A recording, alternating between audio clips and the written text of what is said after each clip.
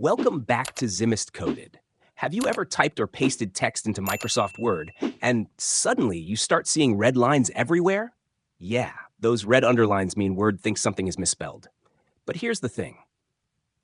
Sometimes you're working with names, codes, formulas, or even content in another language, and you really don't want Word checking anything at all. So in this quick tutorial, I'm going to show you how to remove the red underline for just one document without affecting any other Word files. All right, let's get into it.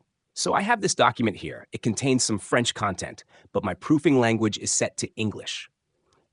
And I'm not ready to install the French language.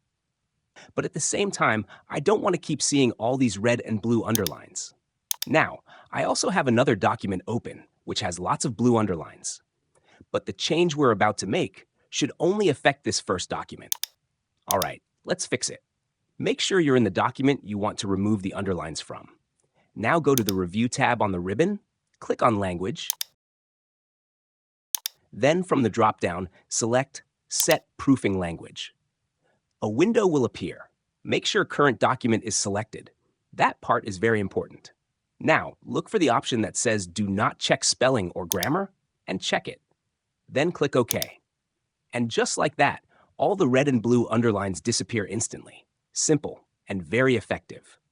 Now let's quickly check the second document. You can see nothing has changed there. And that's exactly what we want, because this setting only applies to the document we selected. Now, let me close and reopen the fixed document.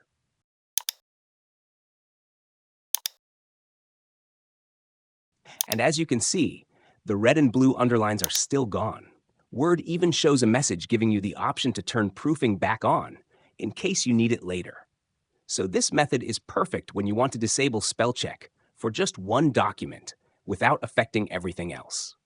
And that's it. If you found this helpful, don't forget to like the video and subscribe to Zimist Coded for more simple and useful tech tutorials.